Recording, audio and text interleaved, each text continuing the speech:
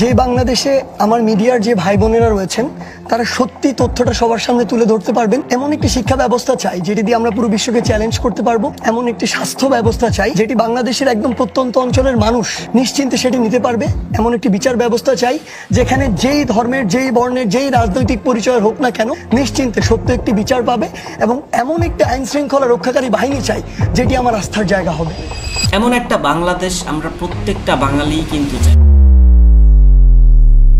আসসালামু আলাইকুম, নতুন বাংলাদেশে আপনাদেরকে স্বাগত। শুরুটা করছি আমাদের এই জেনারেশনের স্টুডেন্টস এবং শহীদ ভাই বোনদেরকে মন থেকে স্যালুট জানিয়ে, যাদের রক্তের বিনিময়ে আমরা এই দেশটাকে আবার নতুন করে স্বাধীন করতে পেরেছি। এখন এই স্বাধীনতাটাকে কিন্তু রক্ষা করার দায়িত্ব আমার, আপনার, আমাদের সবার। স্বাধীনতা অর্জনের চেয়ে স্বাধীনতা রক্ষা করা কঠিন, কিন্তু অতটাও কঠিন না যদি আমরা নিজেদেরকে পরিবর্তন করি। শুধু ডক্টর মোহাম্মদ ইউনূস স্যার এবং উপদেষ্টারা শপথ নিলে হবে না, আমরা সবাই শপথ নিতে হবে যে আমরা সবাই একসাথে মিলেমিশে এই দেশটাকে নতুন করে সাজাবো। কিভাবে আমরা সবাই মিলে নিজেদেরকে পরিবর্তন করে এই দেশটাকে সুন্দরভাবে গোছাতে পারি, কিছু গুরুত্বপূর্ণ বিষয় নিয়ে আজকের ভিডিওতে আলোচনা করব। সো না টেনে পুরো ভিডিওটি দেখতে থাকুন।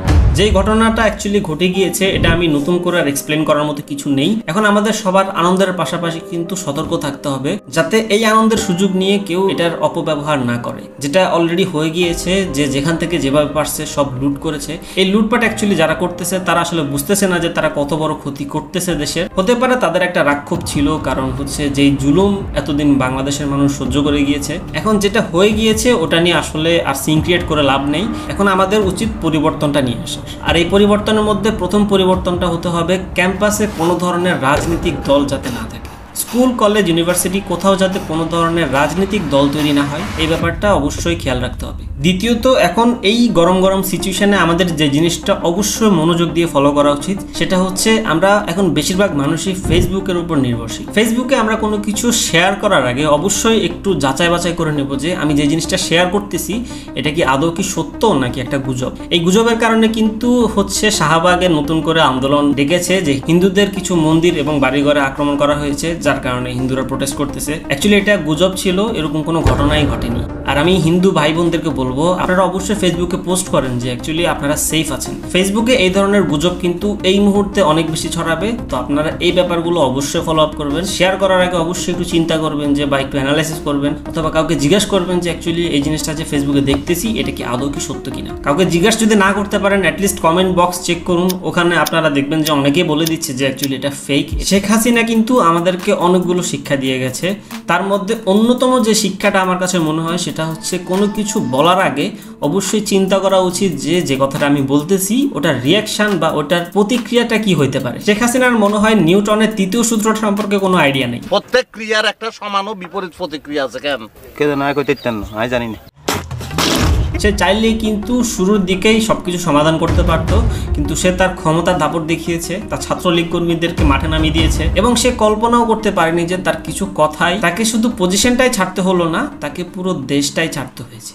তাই আমি মনে করি যে এটা থেকে আমাদের একটা শিক্ষা নেওয়া উচিত। কোনো কিছু বলার আগে অবশ্যই আমরা চিন্তা ভাবনা করে বলবো। এখন অবধি কিন্তু পুলিশের কোনো সদস্য রাস্তায় নেই, যার কারণে রাস্তাঘাটের ট্রাফিক সিগন্যাল সবকিছু স্টুডেন্টরাই মেনটেন করতেছে। ঢাকায় এখন বর্তমানে যারা আছেন তারাই অ্যাকচুয়ালি এই ব্যাপারটা ফিল করতে পারবে বা বলতে পারবে যে তারা কবে এইরকম সুশৃঙ্খলভাবে রাস্তাঘাটে গাড়ি চলাচল করতে দেখেছে। স্টুডেন্টসরা যেভাবে ট্রাফিক সিগন্যালটা এখন মেনটেন করতেছে, ট্রাফিক পুলিশরা যখন ট্রাফিকে আসবে এই কয়েকদিনে কিন্তু তাদের স্টুডেন্টসদের কাছ থেকে শিক্ষা নেওয়া উচিত যে কিভাবে অ্যাকচুয়ালি ট্রাফিক মেনটেন করতে হয়। 20-30 টাকা বাসের হেল্পারের কাছ থেকে নিয়ে একটা বাসটা যদি আপনি 5 মিনিট দাঁড় করে রাখেন, 3টা বাস থেকে টাকা নিয়ে যদি আপনি এভাবে তাদেরকে দাঁড় করিয়ে রাখেন তাহলে জ্যাম তো হবেই। তো এই ধরনের দুর্নীতি যাতে আর না হয় এই ব্যাপারটা পুলিশদের অবশ্যই মাথায় রাখতে হবে। শুধু ট্রাফিক পুলিশ না, এই যে পরিবহন চালক যারা আছে তাদেরও অবশ্যই কিন্তু এই জিনিসটা ফলো করা উচিত। তারা রাস্তার মাঝখানে যাত্রী নেওয়ার জন্য একটা গাড়ি দাঁড় করিয়ে দেয়, পিছনে লম্বা জ্যাম লেগে যায়। তো দেশটাকে অ্যাকচুয়ালি গুছাতে হলে আমাদের প্রত্যেকটা মানুষের কিন্তু মেন্টালিটি চেঞ্জ করতে হবে। আগে যা হয়ে গেছে গেছে, ওটা নিয়ে আর বলেও লাভ নেই। অ্যাকচুয়ালি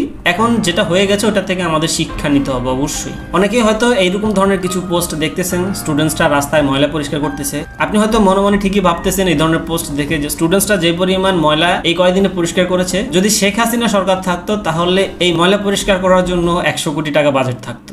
তো যেহেতু আমরা দেশটাকে নতুন করে গোছাবো ভাবতেছি, অবশ্যই আমরা যেখানে সেখানে ময়লা না ফেলি। দেশটাকে নতুন করে স্বাধীন করার পিছনে কিন্তু স্টুডেন্টসদের অনেক বড় ভূমিকা আছে, এটা আমরা সবাই জানি। স্টুডেন্টদের পাশে কিন্তু সাধারণ জনগণও ছিল, এটাও আমাদের ভুলে গেলে হবে না। সাধারণ জনগণ, ছোট বাচ্চা, রিক্সাওয়ালা থেকে শুরু করে সবাই এই আন্দোলনে একত্রিত হয়েছে, যার কারণে শেখ হাসিনা দেশ থেকে পালাতে বাধ্য হয়েছে। শুধু বাংলাদেশ না, সারা বিশ্বই কিন্তু দেখেছে যে বাংলাদেশের স্টুডেন্টসরা একটা স্বৈরাচারী সরকারকে কিভাবে দেশ থেকে পালাতে বাধ্য করেছে। তারা বিগত 14-15 বছরেও যেটা পারেনি, স্টুডেন্টরা সেটা মাত্র 35 দিনে করে দেখিয়েছে। অনেক হয়েছে, আমরা আর কোনো জুলুম বা আর কোনো দুর্নীতি বাংলাদেশে দেখতে চাই না। আমরা এমন একটা বাংলাদেশ চাই যেখানে আদালতে আমরা ন্যায় বিচার পাবো। পুলিশ এতদিন যা কিছু করে গিয়েছে এটা আমরা কম বেশি সবাই জানি। এইরকম কিছু যাতে ইন ফিউচারে না হয়, এখন থেকে যাতে বাংলাদেশে কোনো পুলিশ দুর্নীতি করতে না পারে, যাতে পুলিশের উপর আমাদের কোনো রাগ ক্ষোভ না রেখে একসাথে পুলিশকে আমরা সহযোগিতা করে দেশটাকে এগিয়ে নিয়ে যেতে পারি। দেশটা আমাদেরকেই গোছাতে হবে। এই ধরনের মেসেজ আপনি আপনার বন্ধু বান্ধব, ভাই, পরিচিত যার কাছে পারেন তার সাথে এই ব্যাপার নিয়ে আলোচনা করেন। যদি তাদের সাথে কথা বলতে না পারেন তাহলে এই ভিডিওটি শেয়ার করেন। আমরা বাংলাদেশের মানুষ চাই যাতে আমরা নির্ভয়ে স্বাধীনভাবে চলাফেরা করতে পারি। দেশটাকে পরিবর্তন করতে হলে আগে আমাদের নিজেদেরকে পরিবর্তন করতে হবে, আমাদের সবাইকে কাঁধে কাঁধ মিলিয়ে চলতে হবে।